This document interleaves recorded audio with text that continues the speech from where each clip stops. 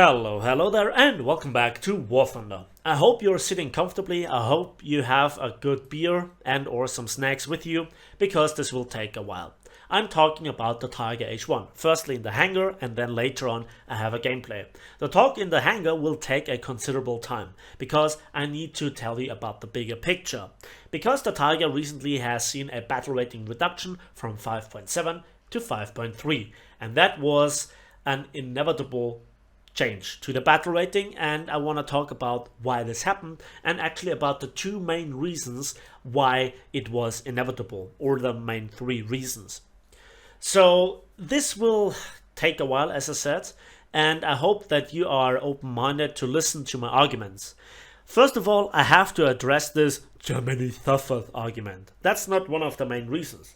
But this Germany suffers, this ironic quote, is just outright stupid, because Germany doesn't suffer.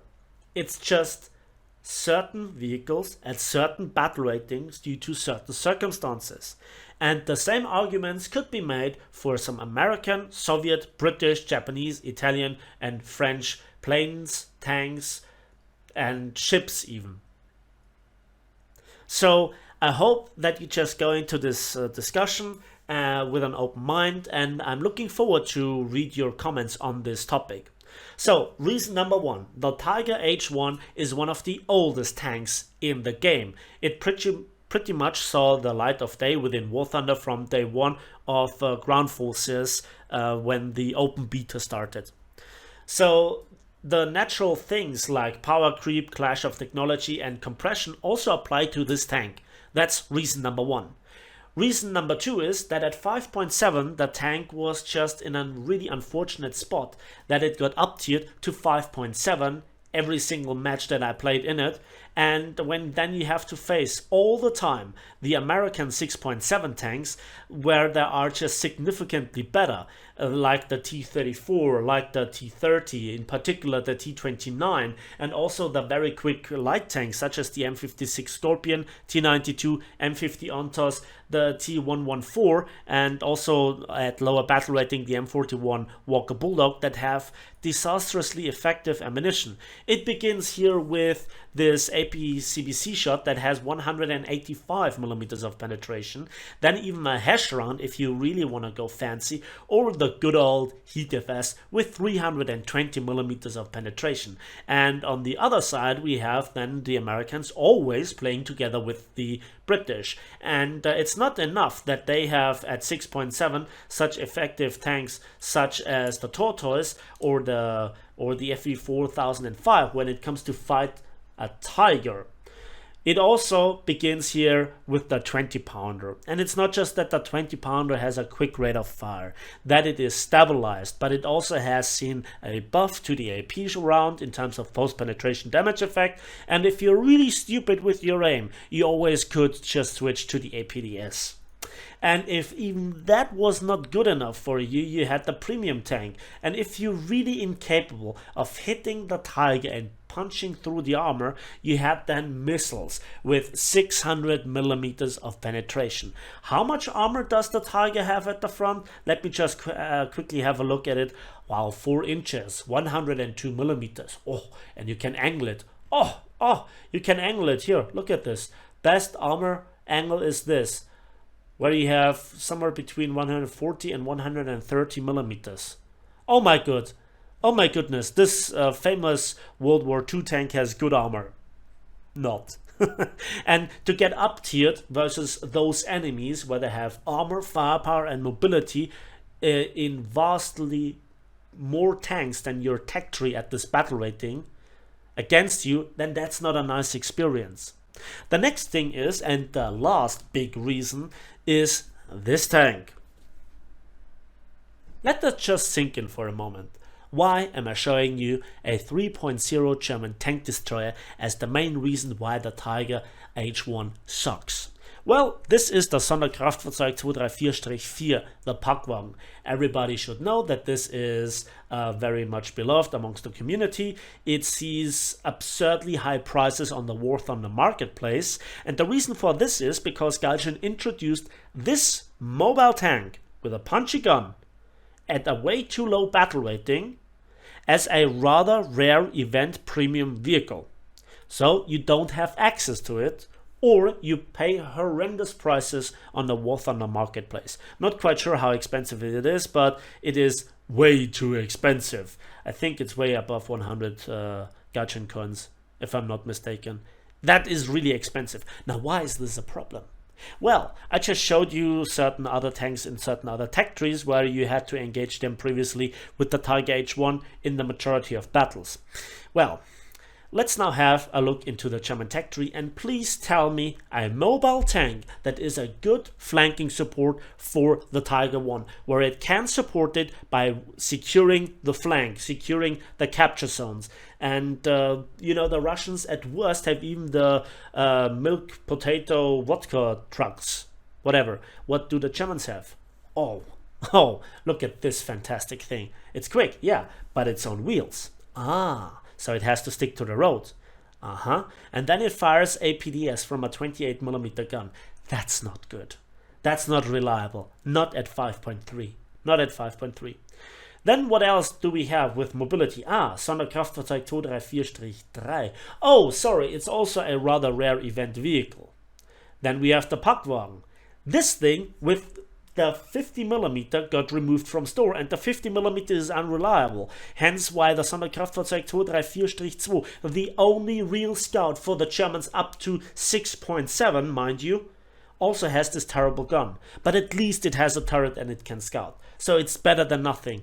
But honestly, a 2.7 battle rating light tank as the necessary support for a 5.3 battle rating heavy tank, that's really stretching it. And after this, what is there left with mobility? Nothing. You really have to play it for yourself to really see the problem. And this is a problem that is as prevalent at 5.3 as it was at 5.7. And hence why this tank here, our all favorite Hellcat, and also the premium version, the Black Cat, is one of the most efficient tank killers that there is, because it's mobile, because it has a turret, it has a fantastic 76mm gun, it has a 50 cal, and the turret and the tracks are superior to the wheels, except on the road, and there are not always roads there where you need to go in your German lightly armored wheeled light tank or tank destroyer.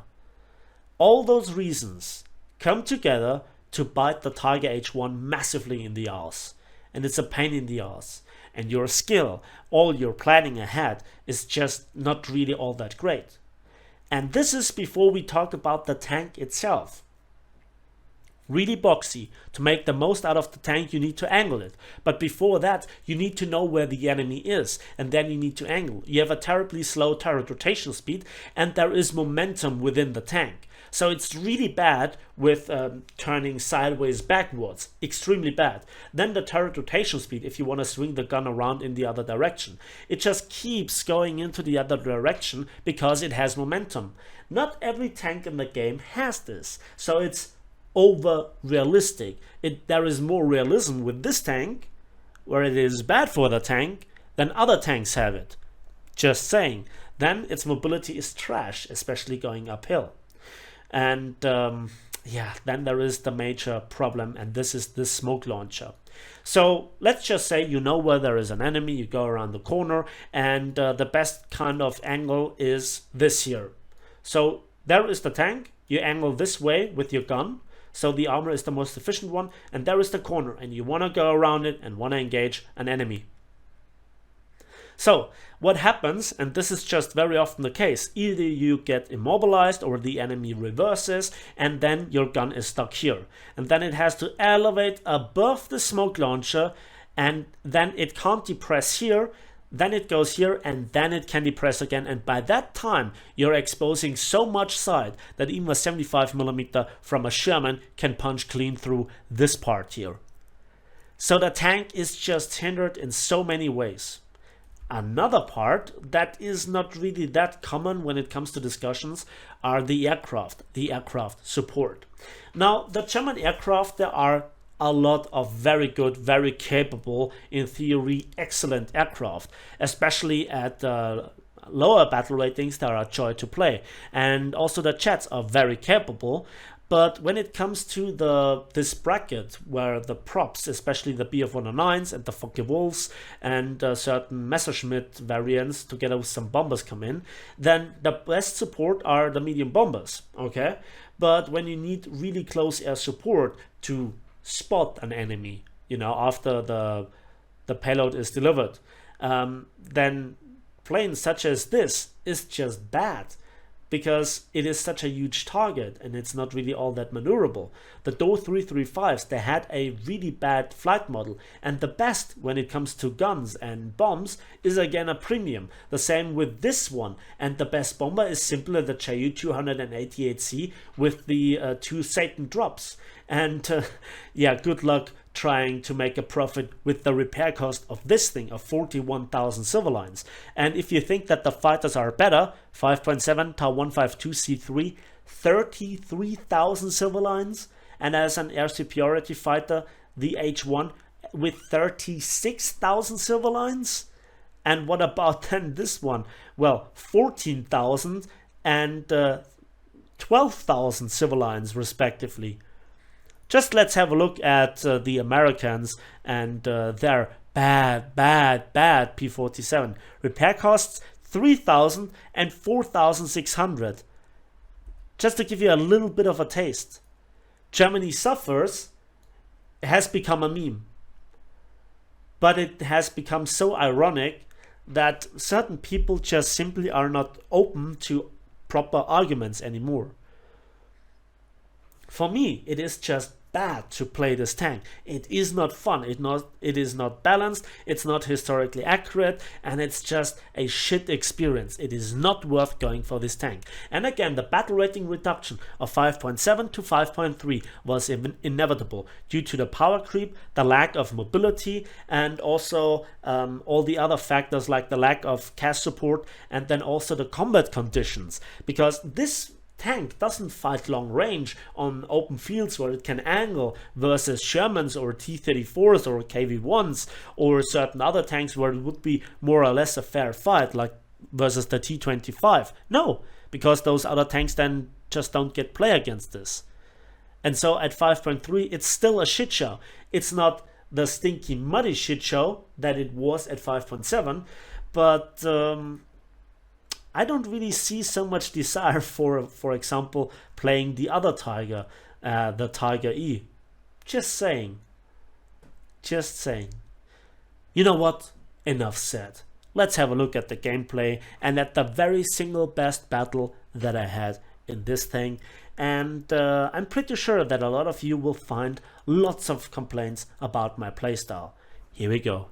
And so here we are on the Berlin map, and my plan is to go to B, to the Reichstag, and just to try to make the best out of it. And I have played with this tank on many maps.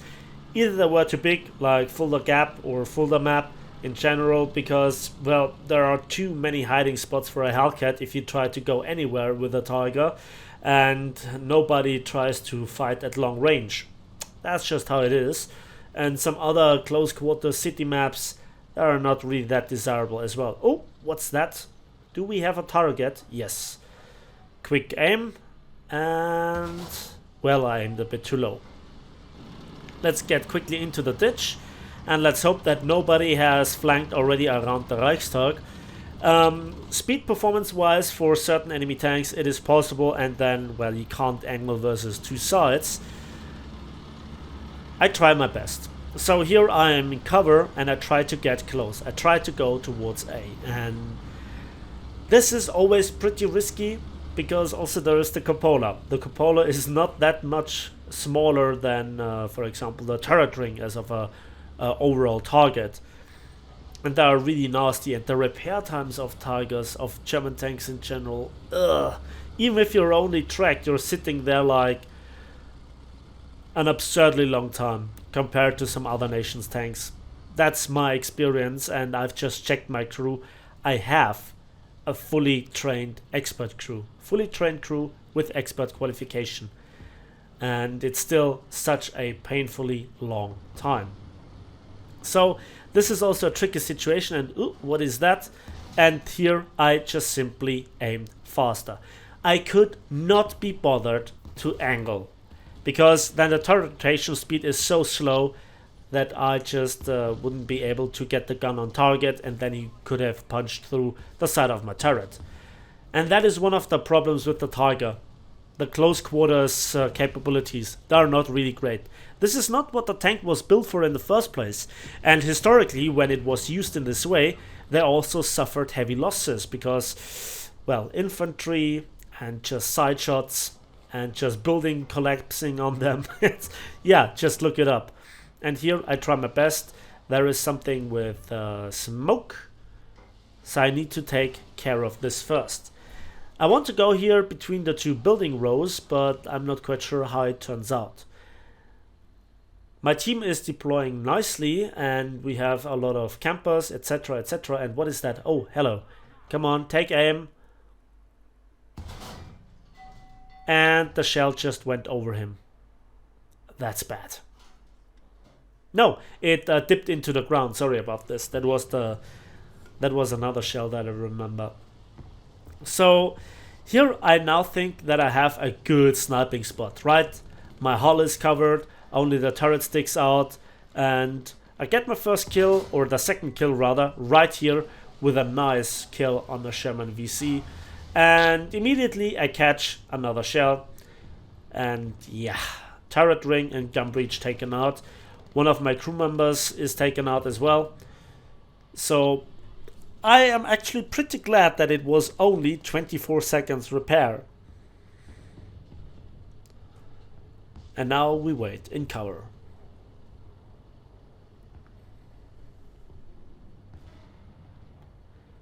And my team is now distracting the enemy team heavily. If you look to the right side of the minimap, you can see it there. And what is that? And yep, we disabled him, and we got a kill assist on this guy, on the M6A1. And I take the risk, and we kill here the M4A4 SA50. That is also a monstrous gun for this battle rating.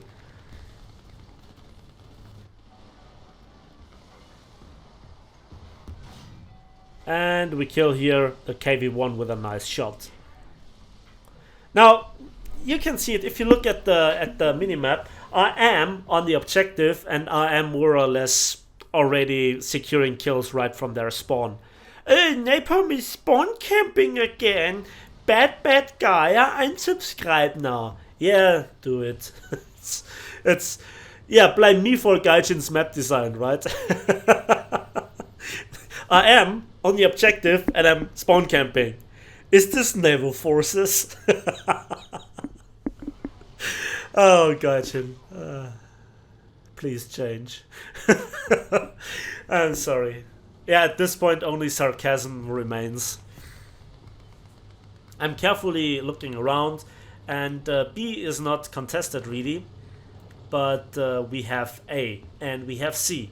So we are now in full cap control, and now after just sitting here around idle for a few minutes, I think to myself, let's go, let's close the distance. And already my team is surrounding the spawn, tanks get killed right in their spawn.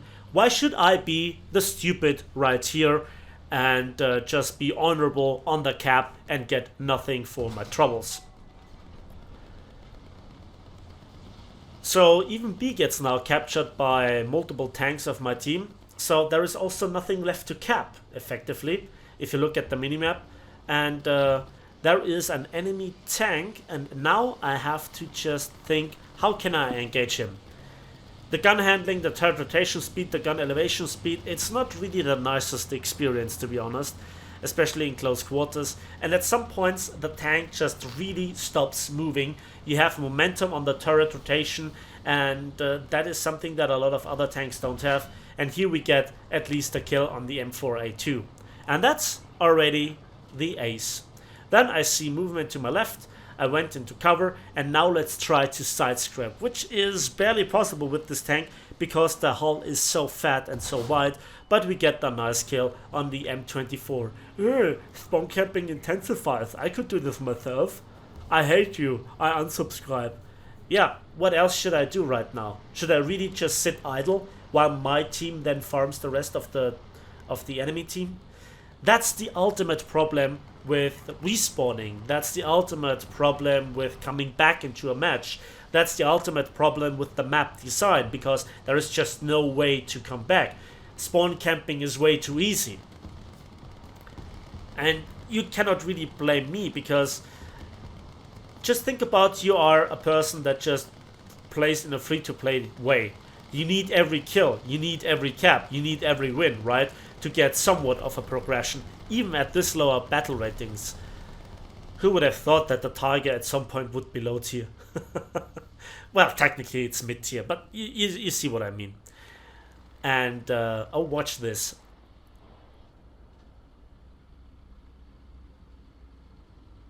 Yeah, Tiger ambushing Sherman Firefly in 1945 colorized.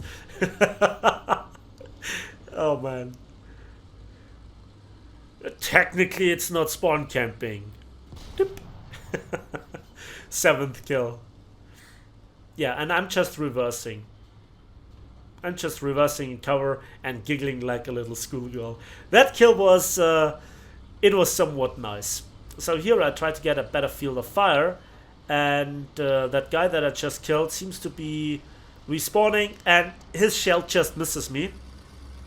I'm not taking here any chances initially, and it then is my team that offers a little bit of a distraction to this guy.